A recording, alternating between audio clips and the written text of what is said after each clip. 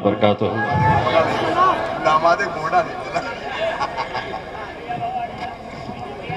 हमारे आपके क़ायद जनाब बैरिस्टर असदुद्दीन अवैसी साहब, मुझे आज खुशी है उत्तर प्रदेश आने के लिए। आज पहली मर्तबा मैं उत्तर प्रदेश में किसी सियासी जलसे में शरीक हुआ हूँ। मुझे बताया गया था कि उत्तरौला के हमारे उम्मीदवार डॉक्टर अब्दुल मन्नान साहब है, लेकिन मेरे हिसाब से उत्तर प्रदेश में जहाँ जहाँ पर भी मजलिस इत्तेहादुल मुस्लिमीन चुनाव लड़ेगी, वहाँ के हर उम्मीदवार का नाम बैरिस्टर असदुद्दीन अवैसी है।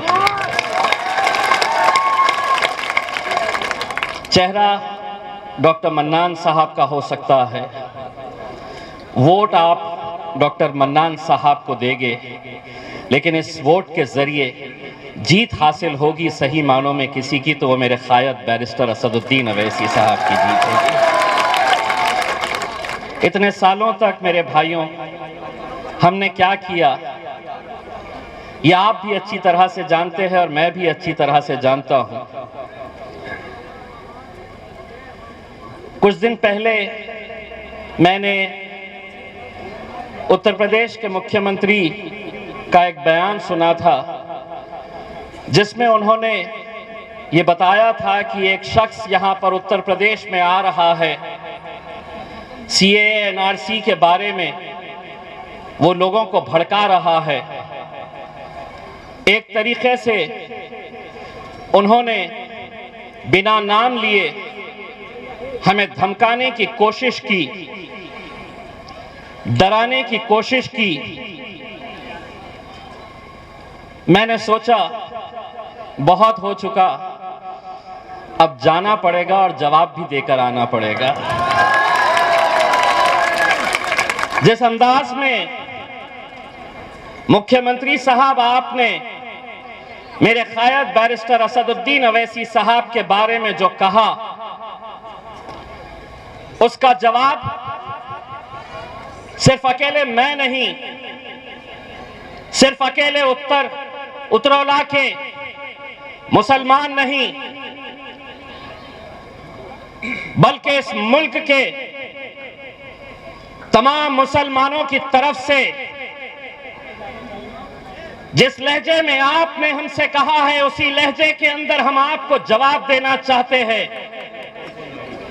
सुनिए, जरा गौर से सुनिए, जहां कहीं पर भी बैठे हैं जरा गौर से सुन लीजिए। राहत इंदौरी साहब का नाम तो सबने सुना होगा। उन्होंने एक बात कही थी, मेरा जवाब उन्हीं की ज़बानी ये है, कुछ मैं कहूंगा कुछ आप कहेंगे मेरे साथ। सभी का खून शामिल है इस मिट्टी में, सभी का खून शामिल है इस मिट्टी में। ये मुल्क तुम्हारे,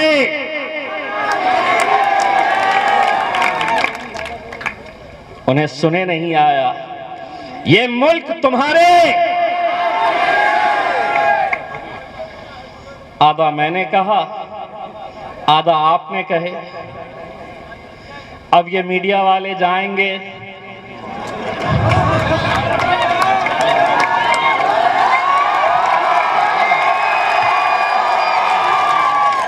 कुछ बोले क्या, केस बनता क्या? वो बोलेगा कि नहीं केस बनाओ क्योंकि मेरे बाप के बारे में बोला गया। पुलिस वालों को बोलेंगे कुछ तो निकालो, पुलिस वाले बोलेंगे कि साहब नहीं, अब ये बहुत होशियार हो चुके हैं, आधा ये बोलते हैं आधा ये बोलते हैं। वो बोलेगा नहीं कुछ तो बनाओ, पुलिस वाले बोलेंगे बनेगा साहब, ये बनेगा। जानते हैं क्या है बाबा जी का?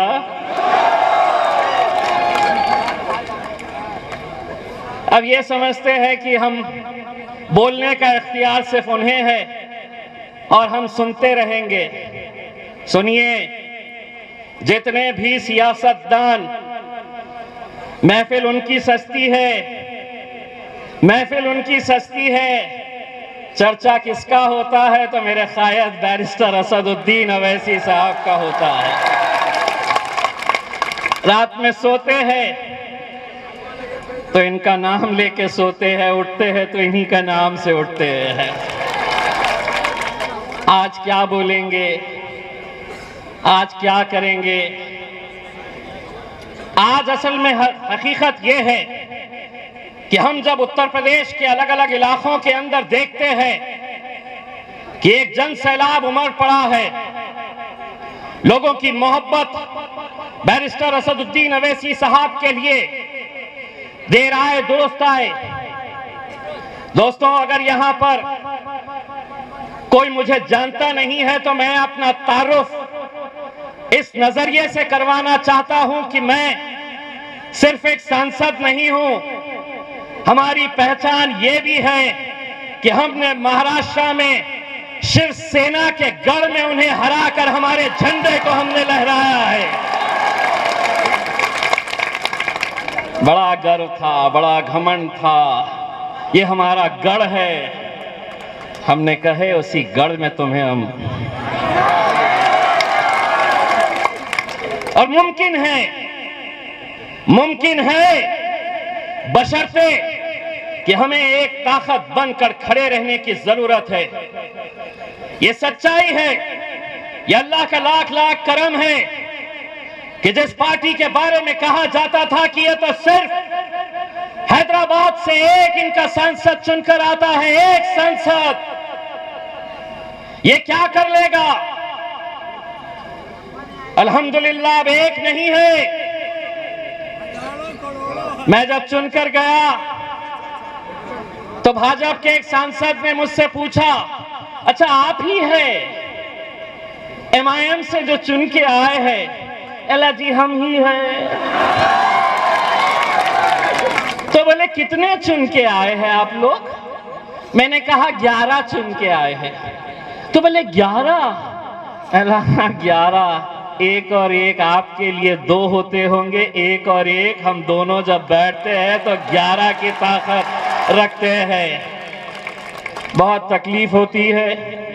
बोले पहले वो तो बोलते थे, अब ये दूसरा भी आया है तो बहुत बोलता है। बोलेंगे, क्योंकि 70 सालों से तुम बोलते थे, हम सुनते थे, अब हम बोलेंगे और तुम्हारे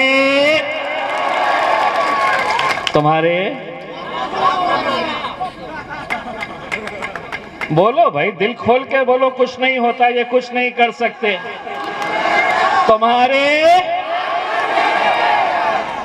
केस बनता,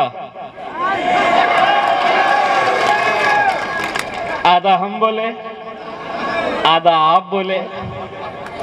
बस मेरे भाइयों, मैं आप लोगों से इतनी इल्तिजा करने के लिए आया हूं कि आज इस मुल्क के हालात जो है, लोग आपको अलग अलग तरह की बातें करेंगे। लोग आपको ये कहेंगे कि नहीं हम सिर्फ आए हैं यहाँ पर तो वोटों की तकसीम होगी। यही इल्जाम हम पर भी लगाया जाता था। आज फख्र है हमें कि पूरे महाराष्ट्र के अंदर एक सांसद चुन के आता है मुसलमानों का, एक सांसद। कहां है वो समाजवादी पार्टी के लोग, कहां है वो कांग्रेस के, राष्ट्रवादी कांग्रेस के, कहां है वो शिवसेना के लोग जो कांग्रेस और राष्ट्रवादी के साथ सत्ता बना लेते हैं?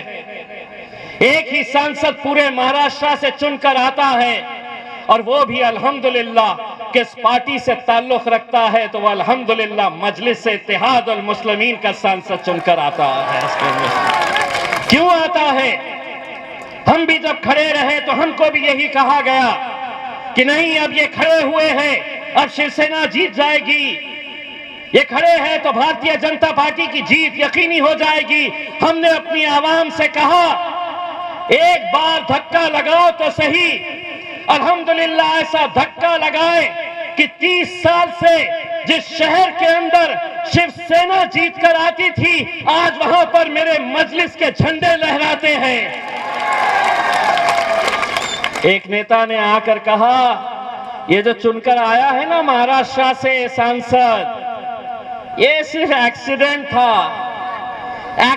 था बोले चुनकर आ गया है।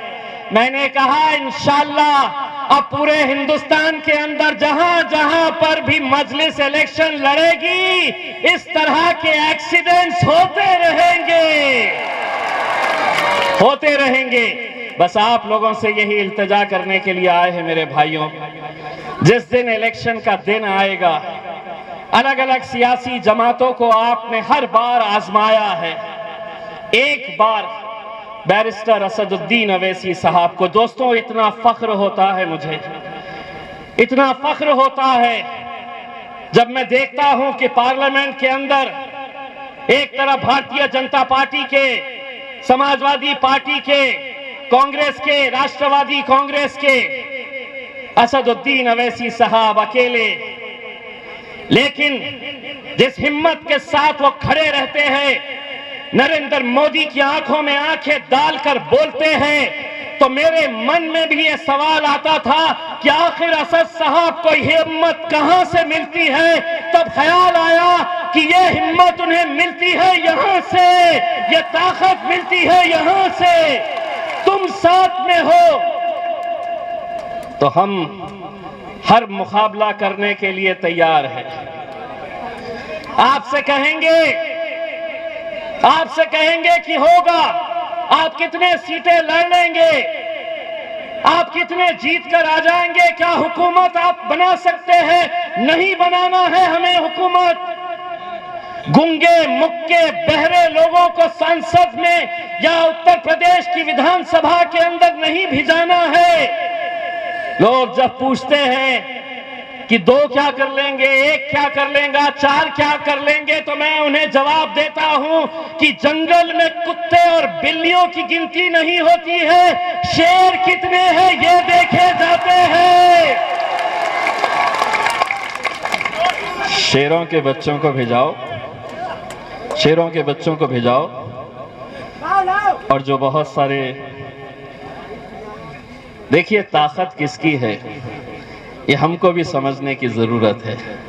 आज अलग अलग राजनीतिक पार्टियां इतनी खौफ खाई हुई है, छोटे छोटे दल, जितने दूसरे दल है, सबको ये कह रहे तुम आओ, मैं अकेले नहीं लड़ सकता, तुम भी आ जाओ, मैं नहीं लड़ सकता हूं। हालात तो ये हो गए हैं कि सारे जुगनू महफिल में बैठ गए हैं और ऐलान ये कर दिया गया है कि इस सूरज को कैसे हटाया जाएगा।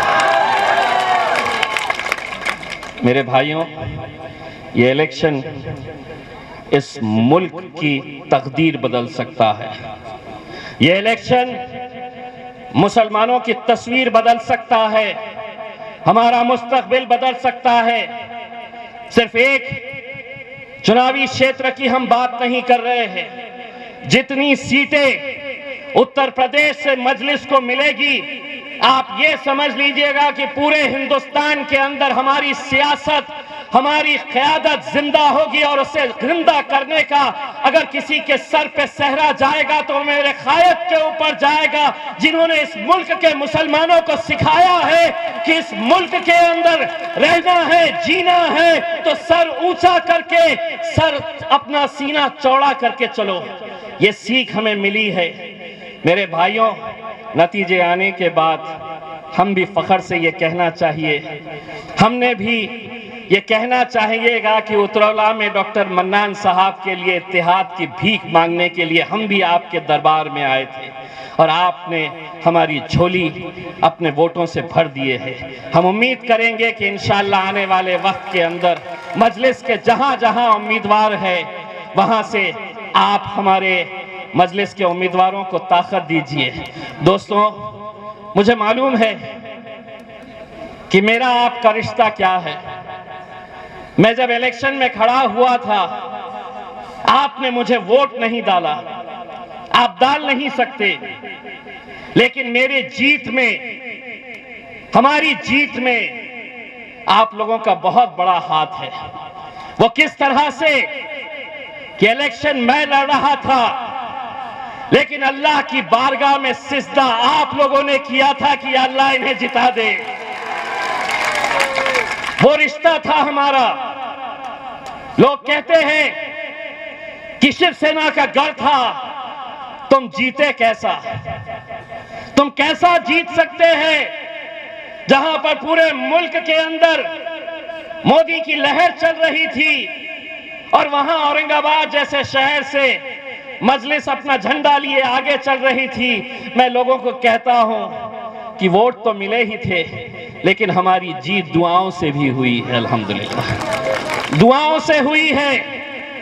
सिर्फ वोट ही नहीं करना, आप लोग मजलिस की कामयाबी के लिए दुआ भी करिएगा, क्योंकि एक तड़प जो हम बैरिस्टर असदुद्दीन अवैसी साहब के अंदर देखते हैं दोस्तों, शायद ही हिंदुस्तान में ऐसा कोई नेता होगा जो दिन देखता है ना रात देखता है। सिर्फ यही तड़प है कि आपके अंदर एक एक असदुद्दीन अवैसी को तैयार करे।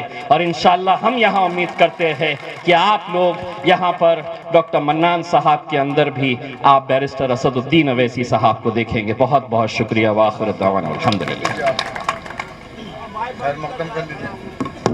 बहुत बहुत